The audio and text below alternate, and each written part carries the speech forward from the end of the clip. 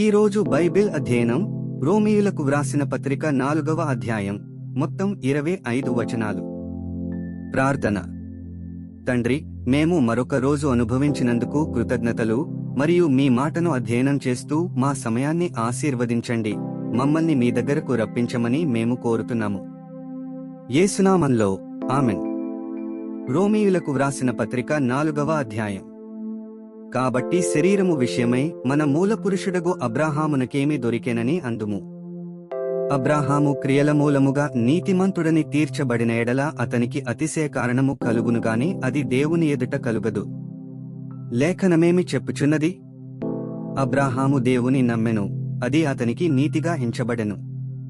పని చేయువానికి జీతము రుణమేగాని దానమని ఎంచబడదు. పనిచేయక భక్తిహీనుని నీతిమంతునిగా తీర్చువానియందు విశ్వాసముంచువానికి వాని విశ్వాసము నీతిగా ఎంచబడుచున్నది. ఆ ప్రకారమే క్రియలు లేకుండా దేవుడెవనని నీతిమంతుడుగా ఎంచునో ఆ మనుష్యుడు ధన్యుడని దావీదు కూడా చెప్పుచున్నాడు.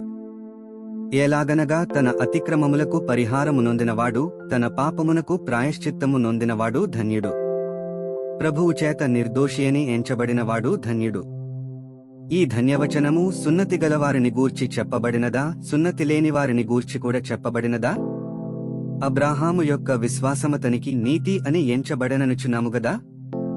మంచిది. అది ఏ స్థితియందు ఎంచబడను? సున్నతి కలిగియుండినప్పుడా, సున్నతి లేనప్పుడా? సున్నతి కలిగియుండినప్పుడు కాదు, సున్నతి లేనప్పుడే.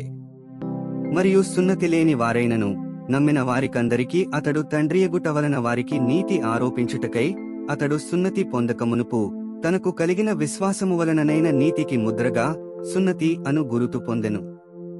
మరియు సున్నతి గల వారికిని తండ్రియగుటకు, అనగా సున్నతి మాత్రము పొందినవారుగాక, మన తండ్రి అయిన అబ్రాహాము సున్నతి పొందకమునుపు అతనికి కలిగిన విశ్వాసము యొక్క అడుగు జాడలను బట్టి నడుచుకునిన వారికి తండ్రి అగుటకు అతడు ఆ గురుతు పొందెను.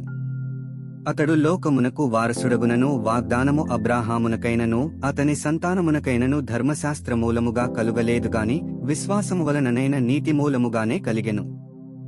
ధర్మశాస్త్ర సంబంధులు వారసులైన ఎడల విశ్వాసము వ్యర్థమగును, వాగ్దానమును నిరర్ధకమగును. ఏలైనగా ధర్మశాస్త్రము ఉగ్రతను పుట్టించును, ధర్మశాస్త్రము లేని ఎడల అతిక్రమమును లేకపోవును.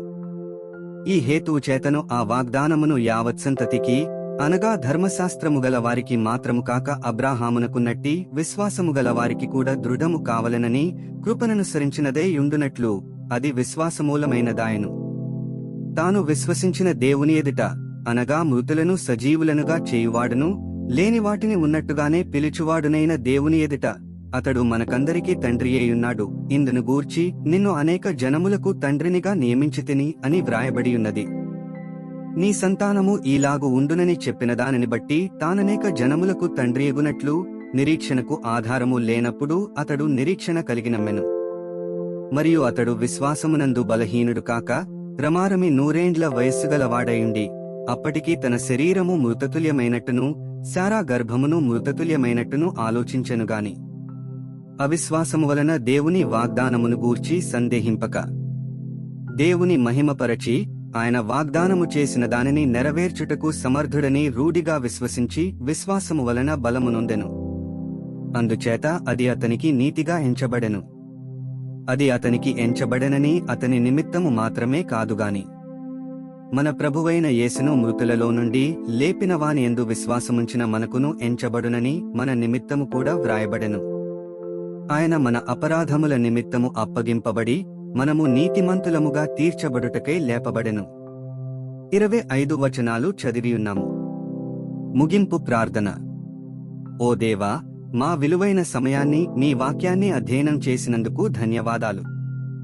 మా మార్గాలలో నడవడానికి మరియు మన సత్యాన్ని ఇతరులతో పంచుకోవడానికి మాకు ధైర్యాన్ని ప్రసాదించు. మీ పరిశుద్ధాత్మ మాకు మార్గనిర్దేశం చేస్తూ సర్వసత్యంలోకి మమ్ములను నడిపించునుగాక. ఆమెన్.